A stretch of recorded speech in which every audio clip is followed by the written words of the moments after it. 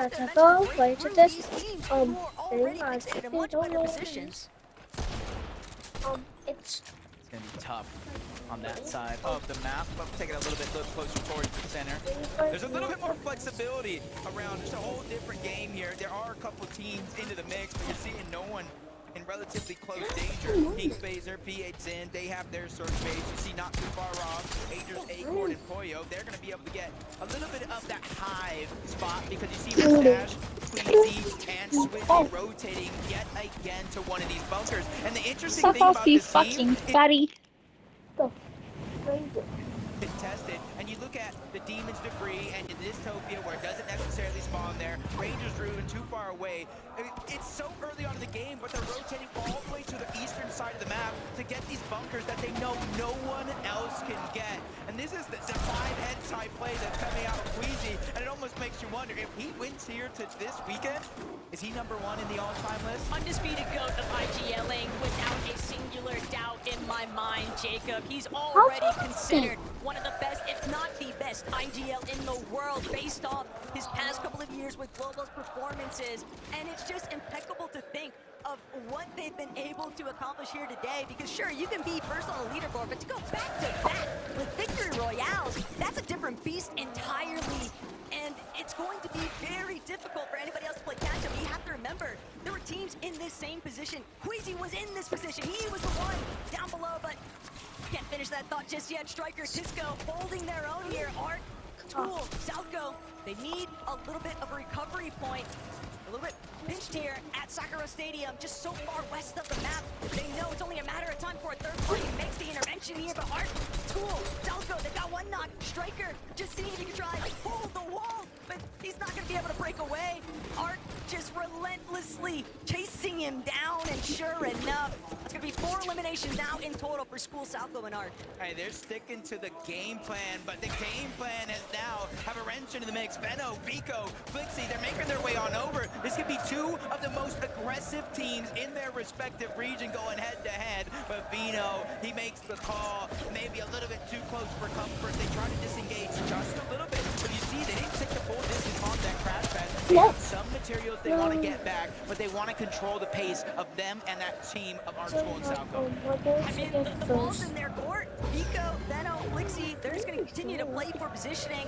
They know that Art's trio is still locked in at Sakura Stadium, so they can afford to just kind of take those peek backs, see if they can keep applying attack pressure, but they are still trying to be wary of that team up on height on the mountainside peak. Payson, definitely a massive threat if they are not careful, but Poyo, Agers, Acorn, finally witnessing them be above that curve threshold, and not just that, but 1,400 plus above, Jacob. It's got to be such a huge relief. Yeah, to start the day, this is honestly the position I thought I would see this team in game after game after game, especially in game 3, with his own favored over towards their drop spot. They were just not able to convert and really make it work. And you see the leaderboard with 51 points. They find themselves in 23rd place. I think you could have quizzed anybody in the Fortnite community, and they thought that would have been impossible. But Peterbot, Cold, and Ritual probably in the same spot, only 77 damage above the threshold.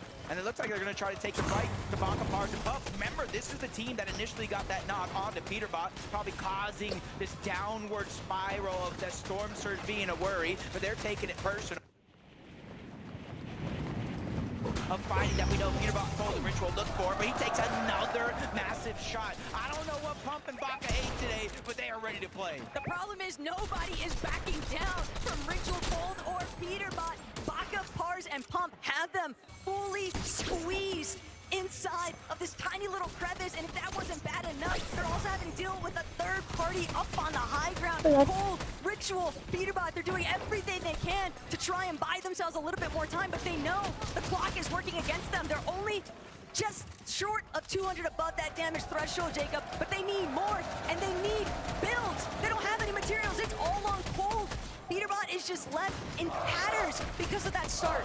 Yeah, it's just a tough situation to be in, because it's almost playing that mind game, the tricks of, hey, maybe I do have to fight. I need a refresh. I will not be able to get materials elsewhere. And with a team that's honestly been a terror to the entire NA Central region. This is kind of a surprise, and you've been saying it, nobody's backing down. Honestly, Papa Pollo said it as well. Peterbot plays mind games with all of you guys. He gets into your head, and that's why he's so successful. But guess what? No more mind games. I think everybody is ready to fight back. Oh, it doesn't need to be mind games, because with Queasy, Swizzy, and Merstash making the approach, Peterbot Gold Ritual, it's now or never. They've got to either dive in, or they're going to find themselves getting absolutely pincered by several different teams. Baka, Pars, and Pump also know that same pressure could technically be applied to them if they're not careful.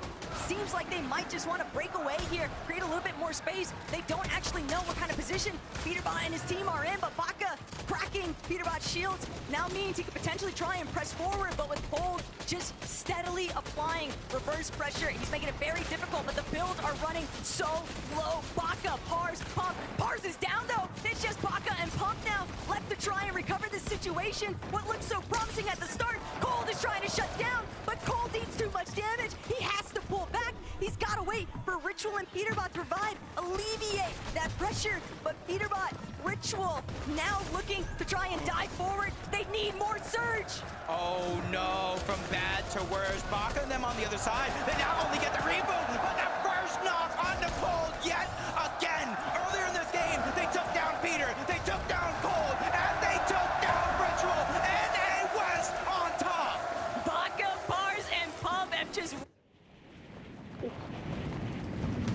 And not only that, Jacob, but they just continue to make it feel impossible for Gold, Peterbot, and Ritual to perform here. But Clix, Yamzo, Higgs, on the other end of that note, they're still trying to see if they can leapfrog their way into that top 5 position from the leaderboard. How many times have we seen strong performances convert to a big jump in placement? But Swizzy, Merstash, Queasy, as long as they stay tried and true to their strategy, I mean, if it ain't broke, don't fix it. Yeah, and they got such a good spot, not only because the high ground, but Taco, take a look. Where is the zone going? Over Foxy Floodgate. That means there's going to be so many different elevations that if it pulls all the way towards the east, or even towards the north and then back down to the south, it is going to be a roller coaster of emotions.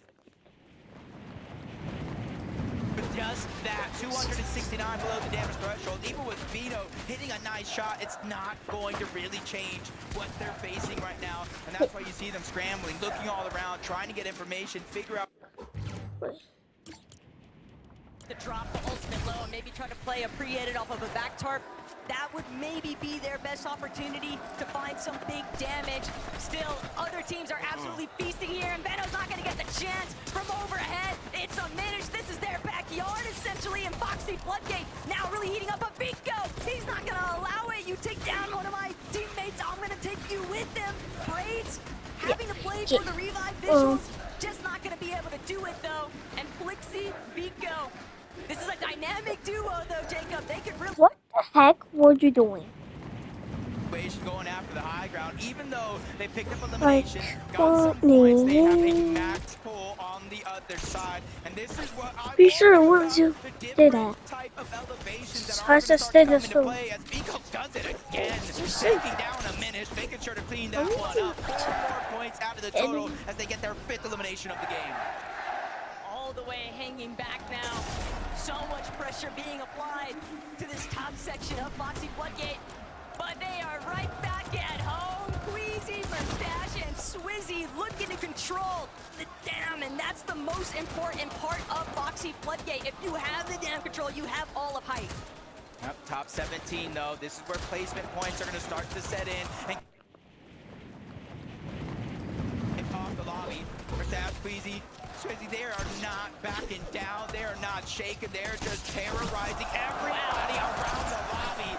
Pars really feeling the pain there, and that's because they have that bird's eye view. Nobody is contesting Swizzy, Queasy, and Merstash on the high ground, and look exactly what's happening because of it. There needs to be studies done on Queasy's brain, because this position is absolutely unreal. Mr. Savage, Jeff, trying to do what they can to push back against Swizzy's pressure, but it's just so difficult to try and take those bloom battles from overhead, Jacob. This is so much leverage over the rest of the lobby, and Swizzy now trying to make sure that he doesn't find himself eating more damage than what he bargained for, but still he has Merstash to depend on. The moment that Swizzy's shields get cracked, he falls back, and Merstash immediately picks up the slack.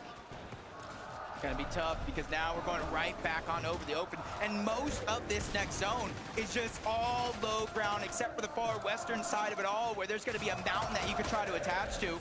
So you gotta make sure you planned ahead, peek through the cone, get the information. Yamzo, Clix, and Higgs are doing just that. They're not the highest up, they're not the lowest either, but they're assessing the situation. Do we need to drop down further? Or do you let a team like Pigstorm and Demas get in front of you and try to land the damage? But not everybody is feeling as safe. Not everybody is feeling as comfortable. 66 damage above the threshold. Yapko, Panzer, and Seti, even though they're inside of that top 10, they still need to make that consistency count. But do they have any Flowberry Fizz or Crash Pads? Because it's going to be difficult for them to work their way up and down this elevation. But the way that the zones are pulling here, Mr. Savage, Reason, and Chap now trying to see if they can work their way up from the underbelly of the lobby.